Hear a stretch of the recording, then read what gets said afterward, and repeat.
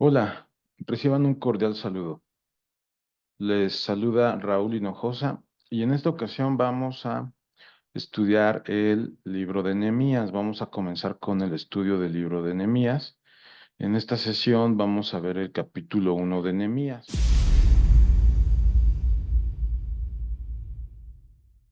Y para comenzar con este estudio, pues vamos a situarnos históricamente en dónde estamos, ¿no? En qué parte de la historia del pueblo de Israel estamos.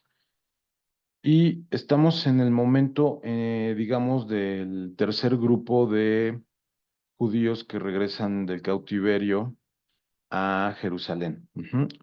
Como estuvimos estudiando en Esdras, eh, Jerusalén, el pueblo judío fue conquistado por el reino babilónico, el templo fue destruido, las murallas de la ciudad fueron destruidas y fueron llevados cautivos a Babilonia, ¿no? Y podemos ver también en otros libros de la Biblia cómo varios personajes, a pesar de que fueron cautivos, siguieron fieles a Dios, como es el caso de Daniel, Sadrach, Mesach, Abednego, y el caso de Nehemías, ¿no? Que llegaron a niveles altos, a niveles de responsabilidad altos, a pesar de estar fuera de su ciudad, a pesar de estar fuera de su tierra, ¿no?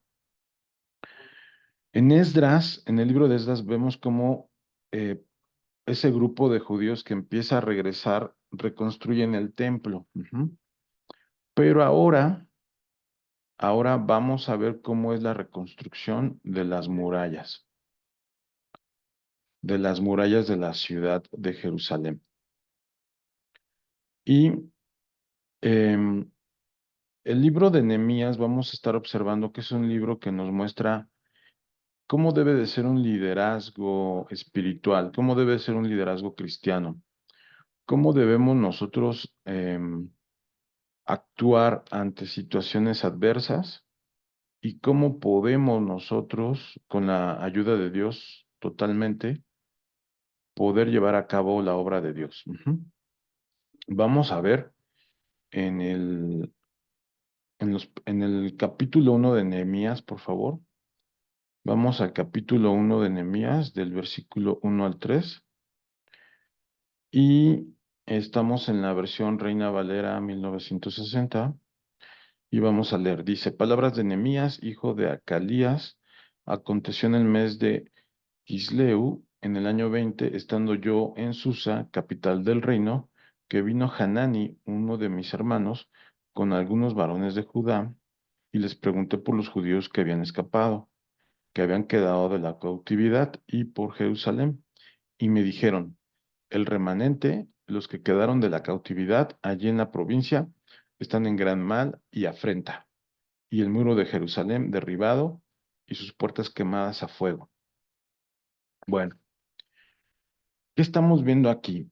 Estamos viendo que Nehemías, fíjense, a pesar de que Nehemías estaba en una situación, digamos, cómoda o una situación muy favorable, porque él era el copero del rey, vamos a ver más adelante que él es el copero del rey, él seguía preocupado, él seguía, digamos, al tanto de lo que estaba sucediendo con el pueblo de Israel, con el pueblo judío y con la ciudad y los muros y todo esto. Esta es una de las primeras lecciones que podemos aplicar a nuestra vida diaria, ¿no? Que si Dios nos va a poner en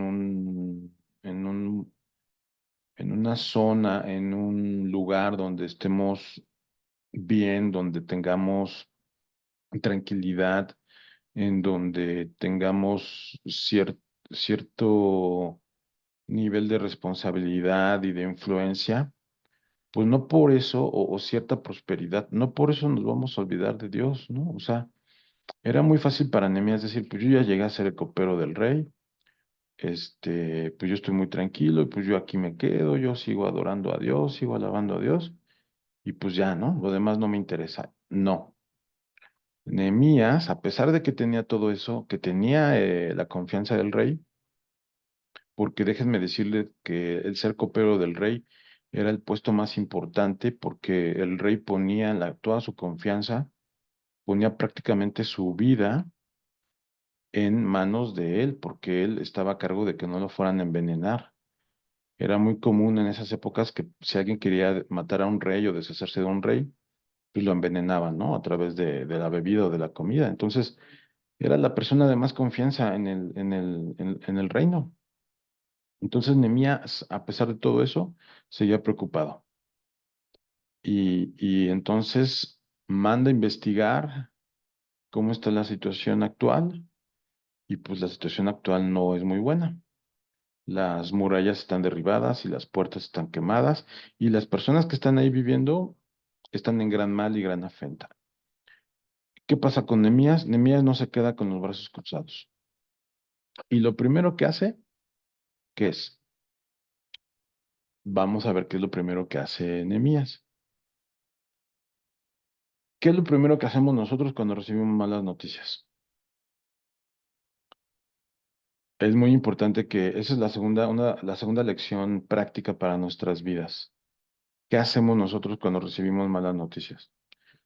Vamos a ver lo que dice Nehemías 1, versículo 4. Cuando oí estas palabras me senté y lloré e hice un duelo por algunos días y ayuné y oré delante de Dios de los cielos.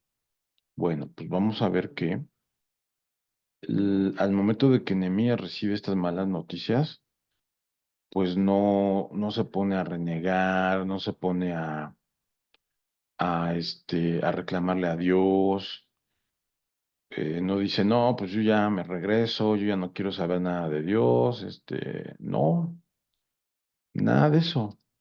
Nehemías, al contrario, buscó más a Dios. Ujú. Tenemos que tener claro que la oración y el ayuno es para comunicarnos y para estar más en comunión con Dios. Mucha gente dice, ponte a orar y ponte a ayunar para que Dios te escuche. Dios nos va a escuchar, pero no por orar mucho o ayunar mucho, Dios nos va a contestar más rápido, ¿no? O algo así. Más bien la oración y el ayuno es para nosotros estar más en comunión con Dios, para poder escuchar más la voz de Dios, cuál es su voluntad para nuestras vidas. Ajá, entonces, ¿qué dice que hizo Nehemías? Sí se puso triste porque dice, me senté y lloré, porque le dolía la situación actual de las murallas, ¿no? De que la ciudad del pueblo de Dios estaba sin murallas. Y ayuné y lloré. Ujú. ¿Qué hacemos nosotros? Vuelvo a repetir, ¿qué hacemos nosotros cuando recibimos malas noticias? Debemos de acercarnos más a Dios. Y bueno, vamos a continuar. Vamos a ver en los siguientes versículos cómo fue la oración de Nehemías. Es muy importante. Esa es la tercera enseñanza práctica que podemos aplicar de este capítulo 1 de Nehemías a nuestras vidas. ¿Cómo estamos orando a Dios? Ujú. Y vamos a ver que la oración de Nehemías es muy parecida a la oración de Jesús cuando los discípulos le dicen, Señor, enséñanos a orar en el Nuevo Testamento, en los Evangelios. Pero algo muy importante, no pensemos que hay una fórmula o que hay una estructura que si no la respetas, Dios no te escucha, o que si sigues esa fórmula o esa estructura, Dios te va a hacer caso. No, no, no, no. Porque si no caemos en una situación de que pensamos que por sí misma la oración, este, Dios nos va a contestar, pero no es así. Más bien es nosotros, si nos damos cuenta de esa forma en cómo oró en Nehemías, en cómo nos enseñó a orar Jesús, vamos a ir entendiendo y vamos a ir comprendiendo y Dios nos va a ir mostrando cuál es su voluntad. Vamos a ver que la oración de Nehemías, en primer lugar, tiene una parte de alabanza. En segundo lugar, tiene una parte de acción de gracias, una parte de arrepentimiento, una parte de petición y finalmente una parte de compromiso, que fue muy parecido a la forma en cómo Jesús les enseñó a orar a sus discípulos. Vamos a ir al versículo del 5 al 7, capítulo 1 de Nehemías. Y dije, te ruego, oh Jehová de los cielos, fuerte, grande y temible, que guarda el pacto y la misericordia a los que le aman y guardan sus mandamientos, esté ahora atento tu oído y abierto tus ojos para oír la oración de tu siervo, que hago ahora delante de ti día y noche, por los hijos de Israel, tus siervos, y confieso los pecados de los hijos de Israel que hemos cometido contra ti. Sí, yo y la casa de mi padre hemos pecado. En extremo nos hemos corrompido contra ti y no hemos guardado los mandamientos, estatutos y preceptos que diste a Moisés, tu siervo. ¿Sí? Entonces, estamos viendo todos esos componentes, ¿no? La parte de alabanza a Dios, la parte de adorar a Dios, después la parte de arrepentimiento, porque hay algo muy importante. No nos podemos acercar en oración a Dios con una actitud de autojustificarnos o de decir, no, pues mira Dios lo que yo estoy haciendo, mira que no, no, no. Siempre tenemos que acercarnos a Dios con una actitud humilde. En la palabra de Dios dice que al corazón contrito y humillado Dios no lo desprecia. Ujú. Entonces, vemos todos esos componentes en la oración de Nehemías, que es alabanza, acción de gracias, arrepentimiento, petición y compromiso. ¿Dónde vemos la parte de arrepentimiento? Pues donde dice Nehemías, hemos pecado contra ti, Dios. Hemos pecado, no solamente yo, también todo el pueblo, ¿no? Y estamos arrepentidos. Ujú. Y la parte de petición y compromiso. Vamos a ir a la parte de petición y compromiso que está en Nehemías, capítulo 1, versículo del 8 al 10. Acuérdate ahora de la palabra que diste a Moisés tu siervo, diciendo, si vosotros pecareis, yo os dispersaré por los pueblos, pero si os volviereis a mí y guardareis mis mandamientos, y los pusiereis por obra, aunque vuestra dispersión fuera hasta el extremo de los cielos, de ahí los recogeré y os traeré al lugar que escogí para hacer habitar ahí mi nombre. Ellos pues son tus siervos y tu pueblo, los cuales redimiste con tu gran poder y con tu mano poderosa. Ujú. Vamos a ver aquí que fíjense, aquí Nehemías parecería que le está recordando algo a Dios, pero no, fíjense que es al revés. Nehemías se acuerda de esa profecía que Dios le dio a Moisés. Fíjense, desde la época de Moisés ya estaba profetizado que el pueblo de judío iba a ser disperso, ujú, por sus pecados. Pero si ellos se arrepentían y volvían a los mandamientos de Dios y volvían a Dios, Él de donde estuvieran los iba a traer. Ujú. Entonces es muy importante que nosotros cuando estemos en oración y en petición y en comunión con Dios, nosotros traigamos a nuestra memoria todas esas promesas que Dios nos ha hecho, ¿sí? Y por último vamos a ver la parte de la petición. ¿Cuál es la petición que hace, petición y compromiso? ¿Cuál es la petición que hace Nehemías a Dios? Vamos a ir al capítulo 1 de Nehemías, versículo 11. Te ruego, oh Señor, esté ahora atento tu oído a la oración de tu siervo y a la oración de tus siervos, quienes desean reverenciar tu nombre. Concede ahora buen éxito a tu siervo y dale gracia delante de aquel varón, porque yo servía de copero al rey. Ujú. Entonces aquí, ¿qué cosa está pidiendo Nehemías? Número uno, éxito en lo que va a emprender. ¿Qué es lo que va a emprender? Pues la reconstrucción de las murallas. Y dos, le está pidiendo gracia delante de aquel varón, que de aquel varón, pues seguramente delante del rey, porque seguramente le va a pedir cosas, Nehemías le va a pedir cosas al rey. En primer lugar, le va a pedir que lo deje regresar a Jerusalén a reconstruir y seguramente le va a pedir recursos, ¿no? Entonces, fíjense, muy importante lo que decía yo al principio, ¿qué estamos haciendo con esos recursos que Dios nos ha dado? Dios nos ha puesto en lugares diferentes, a niveles diferentes y con recursos diferentes, a todos. ¿Qué estamos haciendo con eso? Para, para que el reino sea establecido y se expanda el reino de Dios y la obra de Dios continúe. que estamos haciendo para que nuestra iglesia crezca. Dios nos ha dado habilidades, nos ha dado conocimientos, nos ha dado recursos, nos ha dado responsabilidades y a algunos hasta nos ha dado cierto nivel de, pues, de influencia. ¿Qué estamos haciendo con eso? Los estamos poniendo delante de Dios para que Dios los ocupe para que su obra continúe y sea mayor. Esa es una de las otras enseñanzas que tiene este capítulo 1 de Nehemías.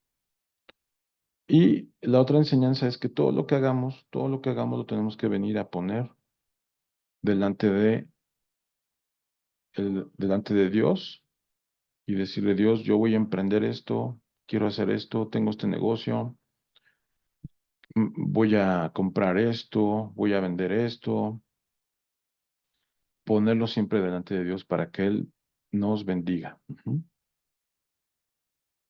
Porque hay veces que nosotros pensamos que estamos haciendo las cosas bien o nos parecen que lo que estamos haciendo es lo correcto, pero dice su palabra que los caminos de Dios son distintos a nuestros caminos y que encomendemos a Él nuestros caminos y nuestras obras para que seamos bendecidos. Bueno, pues hasta aquí el estudio del capítulo 1 de Nehemías. Yo les invito a que se queden a esta serie de estudios de Nehemías porque vamos a ver cómo Dios levanta a Nehemías como un líder para la reconstrucción de las murallas del templo. Recordemos que una ciudad sin murallas, pues era una ciudad que cualquiera podría entrar y robar y saquear, ¿no? En esa época, una ciudad sin murallas, pues era una ciudad que no valía la pena estar ahí, ¿no? Y por eso muchos judíos todavía no habían regresado, porque decían, pues si no hay murallas no estamos seguros. Y fíjense que esa parte también es una enseñanza espiritual. Ujú. Si nosotros no estamos bajo la cobertura de Dios, que en este caso son las murallas, bajo la cobertura de Dios, es muy fácil que entonces cualquier ataque del enemigo, cualquier situación, pues nos afecte, ¿no? Entonces tenemos que amurallar nuestra vida, nuestra familia, nuestra congregación. ¿Qué significa amurallar? Significa estar bajo la cobertura de Dios.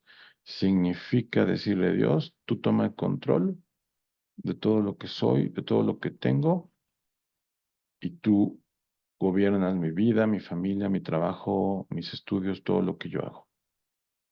Y dame la fuerza y dame la sabiduría y que tu Espíritu Santo me fortalezca para seguir adelante. Eso significa amurallar nuestras vidas. Bueno, con esto finalizamos.